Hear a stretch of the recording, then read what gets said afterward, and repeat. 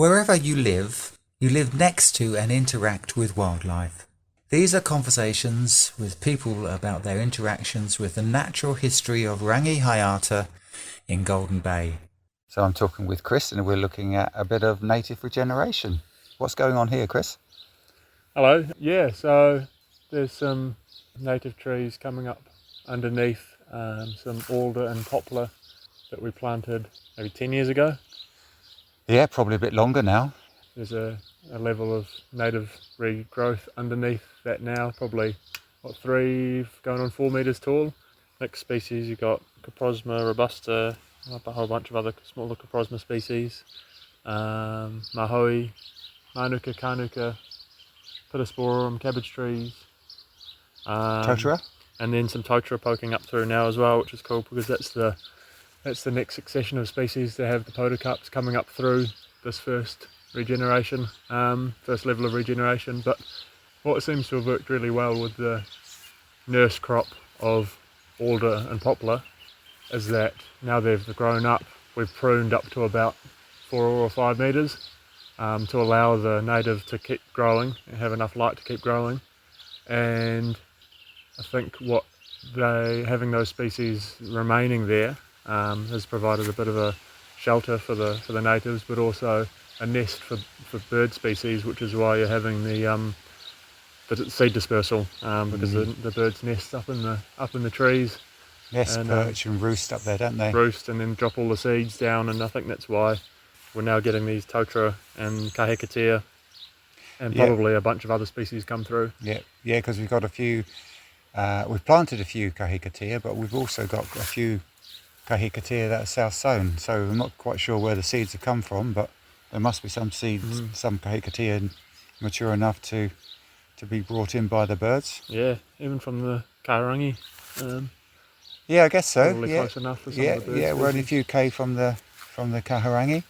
So what about this as a technique to help people if they want to sort of regenerate a bit of their land? Because this here is a bit of a gully. When we moved here, it was 10 feet, 12 feet of gorse, and we've slowly taken out the gorse, and we planted the poplars and alders initially. So is it a good technique? Get some quick growing things in? Yeah, it seems to be. I mean, gorse in itself can be used as a great nurse crop as well. Nitrogen fixing and the species growing up through it. Anyway Reserve in Canterbury is the classic example of that. But yeah, we took out the gorse here and planted these poplar, which are really fast growing, and I think that probably helps suppress the gorse, because gorse is a nurse crop and it's proven to work, but I think it's takes a bit of time, but with probably quite a high level of active management, would you say, here? Constantly down here kind of tinkering away and doing a bit of pruning, a bit of clearing, a bit of that.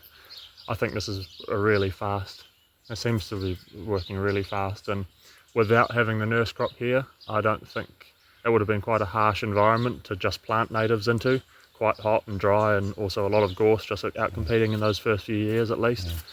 And also, like we were saying before, with the seed dispersal from these trees, we're not taking them out just once the natives have established, but actually taking them out once we see the emergence of that later succession species, so the podocarp species, the Totara and the Kahikatea.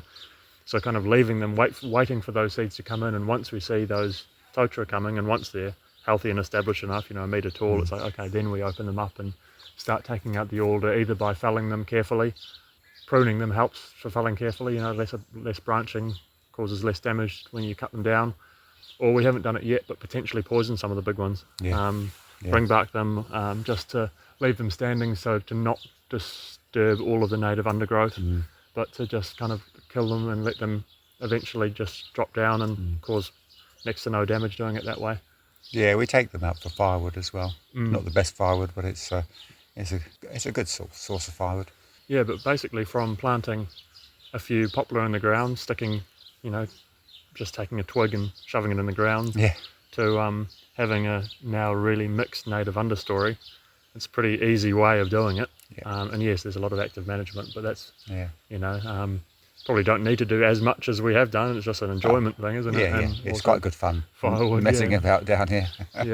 and now we've got a huge mix of species coming up with the occasional planting to increase the diversity and bring things in that aren't here, or just other species of interest.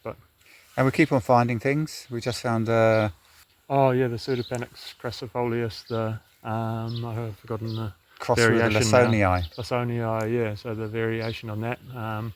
Always finding new things popping up, which is awesome. One thing, it's great to plant, but if it's doing it naturally, it's all the more satisfying. And you want it to do what it naturally would do, which is. And I just found a Muhlenbeckia up the gully, and I've since found out that the copper, one of the copper butterflies, the caterpillar feeds on the Muhlenbeckia, and I spotted my first copper here just the other week. And it just shows that if you actually do this, then you're not only improving the tree species, you're enabling other wildlife to come in that case the butterfly, but we've also known a huge increase in bird life since we've been doing this. Yeah, the bird life is amazing now. Yeah, and so I guess the summary on that, isn't it? It's we came here, cleared the gorse, which can be used as a nurse crop, and if a low management effort amount, you just leave the gorse, and in many places it'll regenerate as a nurse crop. But here, cleared it, planted sticks of poplar in the ground, which grow incredibly fast. Get them to a point where they bring in roosting birds, then the native species come in, and active management, taking out the weeds when they pop up, doing a bit of pruning to give the natives light when they need it, and then eventually taking out the poplars once the species mix is there, and once the podocarps are starting to come through, which is just awesome when they do it by themselves. And eventually this will all be natives, and there'll be no poplar in here. No poplar. Yeah. So thanks very much, Chris. Cool.